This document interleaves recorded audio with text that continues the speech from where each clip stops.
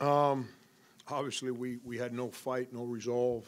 Kind of echoed what we did in practice yesterday, and um, it's when you have so many freshmen and you have injuries, and it's crazy because even Tommy Corciani hurt his knee now, so even our walk-ons, we had to put Justin Mackey out there to practice yesterday. It's hard to resemble the speed, the aggression, the stuff that good teams like Missouri do. And so practice really drug yesterday. Wasn't. I told the guys yesterday after practice that outside of my first year here, that's by far the worst practice I've ever been associated with in college basketball. And I told them, I said, here's a great thing. As miserable as I am today, you're probably going to go out there and embarrass yourself in front of a lot of people. That's exactly what happened. And give Missouri credit. Missouri, they got good players. And our attention to detail today was pretty bad. Our guard play wasn't very good. And then Chris commits just two bad fouls again, grabbing a guy setting a ball screen and then pushing a guy in the back. Two fouls that just have you can't commit. And as soon as he comes out of the game, then offensively we become challenged. So,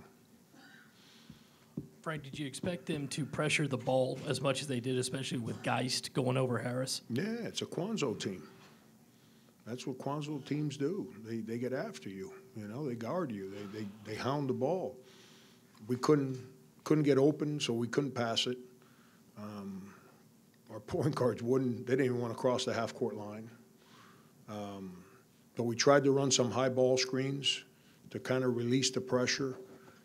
And as hard as they were denying, our guards wouldn't use the ball screen. They just kind of dribble by it and go sideways. And so Missouri smelled it. They smelled our lack of aggression, and they kept coming at us. And we, so then I tried to get Mike to drive the ball, and he wouldn't drive it. And teams play that way. You got to drive them. Yeah, actually put Evan Hinson out there. And Evan, who hadn't practiced, he's trying to tackle people 2 days ago, hadn't practiced since the day before Clemson. And he goes out there and played with a little toughness and drove the ball and made some plays. And, but it's, he was on that team last year, so he knows how good teams practice, how good teams prepare for a game.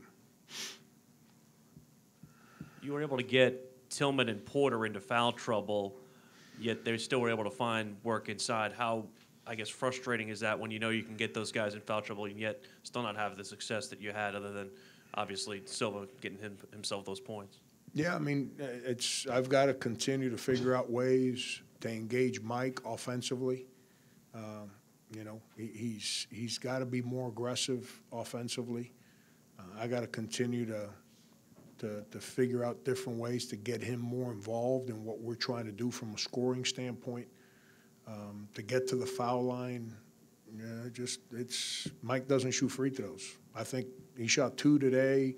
He shot 3 at the very end of the Mississippi game on a ticky-tack foul that they called on the defender that put him on the line for 3. Mike's probably averaging 1 free throw a game. He's got to shoot free throws. You can't be that big and put the ball in his hands as much as we do and not get to the line. But that's on me. I've got to continue to figure out ways to create opportunities for him so he can be a little more aggressive. Mike's a good kid. I need Mike to be more assertive, but he's a good kid.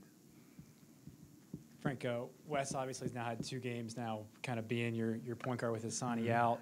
He said in here today that he thinks that your relationship with him is growing better day by day. Where do you think kind of he is right now, and now that he's kind of been thrown to the fire here these last 2 games? Good for him. How do you think that kind of benefits him down the road?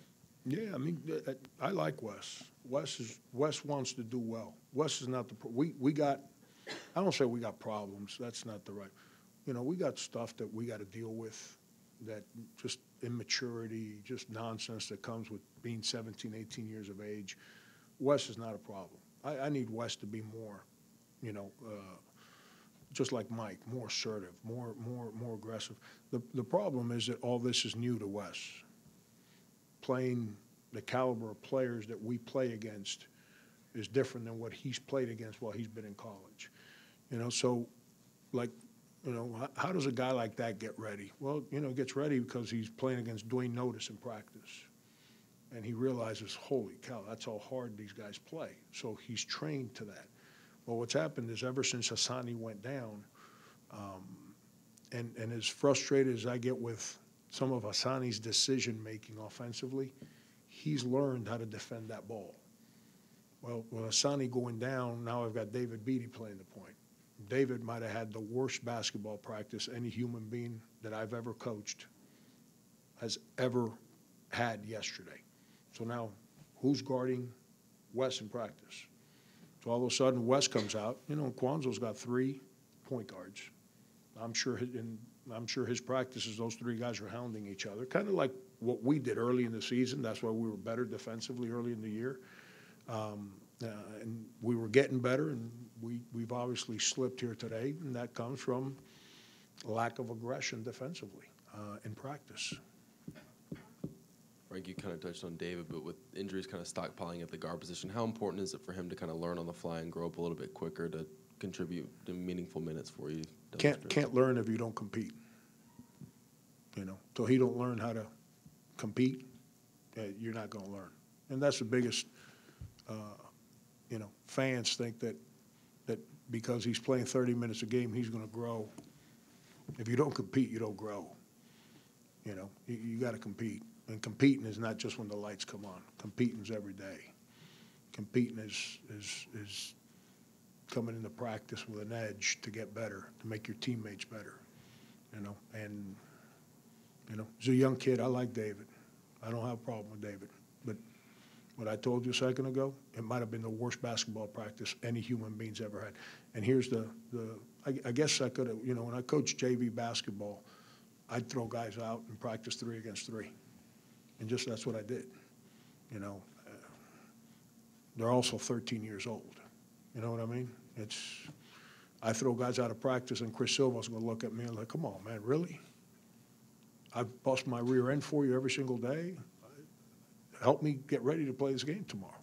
So it's a little different, 13-year-old kids, you're trying to teach them some stuff. And here you're also trying to teach, but at the same time, there's a responsibility to the Kotars and the Chris's of the world that do prepare and do line up and try to do things the right way to help you win. Coach, speaking of Chris, he just echoed a couple seconds ago saying that we have to get back to playing South Carolina basketball. Is there anything you're looking for in the next couple of days at practice before Saturday's game that will let you know that the guys are starting to put some stuff together? Leadership.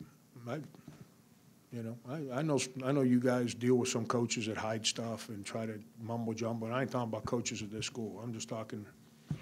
So you guys always got your gloves up. You think that I say stuff to say stuff. I've been telling you guys, our leadership, it's not negative. If it was negative, I wouldn't be sitting here speaking the way I am right now.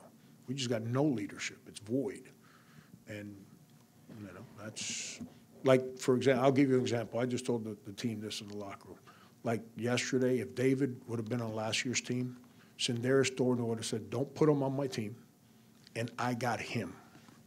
And Sin would have embarrassed him for 2.5 hours.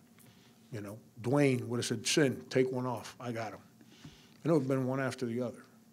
And that's why we were a good team. It's because that team had that leadership. The year before, Michael Carrera would have threatened to create World War III in our locker room because that's the way he led.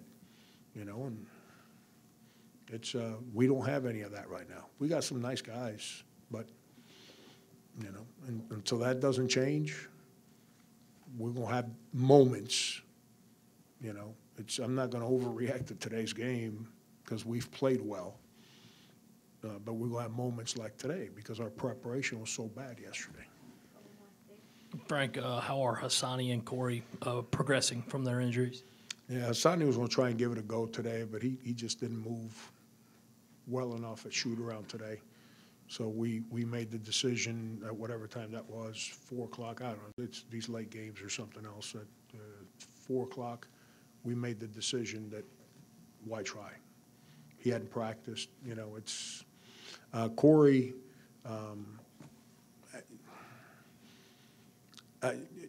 everyone's different. Like, let's use Asani, for example. You know, Michael Beasley, and we're not talking talent here. Mike hated to tape his ankles, And my deal is if you roll your ankle and you're not taped, you're not missing practice. And Mike would roll his ankle and he'd look at the trainer and say, stay. You never miss a second. But he's just freaked that way. You know, he's freak, you know. But when it comes to muscles, that's a different animal now. Those hamstrings now. You start feeling pretty good, and you're like, oh, this feels better. And especially with hamstrings. And then you overstride or something, and boop, it goes right away. And now instead of missing a month, now you're pretty much done for the year. So we got to be patient there. You know, Corey feels a lot better, but that's the trick that hamstrings play. Anybody else? All right, guys, thanks. Thank you.